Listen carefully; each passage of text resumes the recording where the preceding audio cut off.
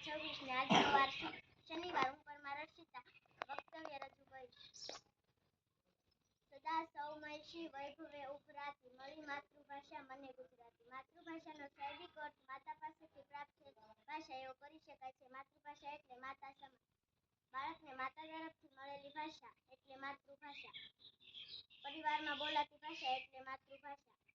બાળક જે ભાષામાં હસ્યું, રડ્યું, કાલું ઘેલું બોલવાનો જે ભાષામાં બાળકે સૌપ્રથમ પ્રયાસ કર્યો,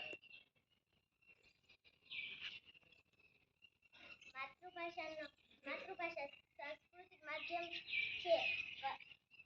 કવિતા, સાહિત્ય, સંગીત.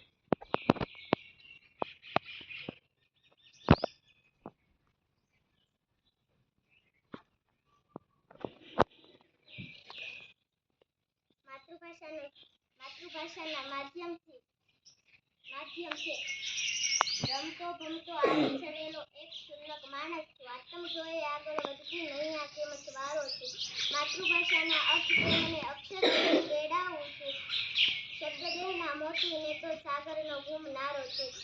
ભાષાના અર્થ પ્રેમને અક્ષર તેડાવું છું. શબ્દદેહના મોતીને તો સાગરનો ગુમનારો છું. જેના પેટાળમાંથી ઊંચતી સાહિત્ય દંડની લહેરો સપાટી પરથી ઊંચકાઈને આગની ઊંચાઈને આપણે છે એવી અનુભૂતિ સમૃદ્ધ અને રસરસ ભાષા એટલે માતૃભાષા. 15 થી 19મી સદી સુધીમાં કવિ શ્રી નરસિંહ મહેતાથી દયારામ સુધીના તમામ નર્મગ્રંથોનો